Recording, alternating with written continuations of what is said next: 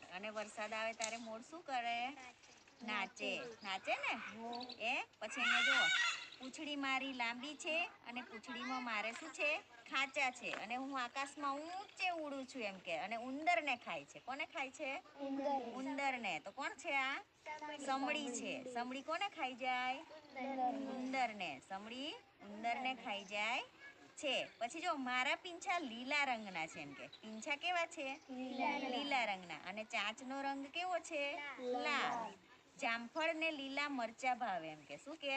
જામફળ અને લીલા મરચા. જામફળ ને લીલા મરચા કોણ ખાય? પોપટ. કોણ ખાય? પોપટ. પોપટ કેવું બોલે? આપણી નકલ કરે. ખબર? આપણા ચાળા પાડે ને. હા. પછી જો પીંછો મારો કાળો કાળો છે એમ કે. આખો રંગ એનો કેવો છે? કાળો. અને આખો દિવસ કાવ કાવ બોલ્યા કરે. આખો દિવસ કાવ કાવ કોણ બોલે? કાગડો. કાગડાનો રંગ કેવો છે? કાળો.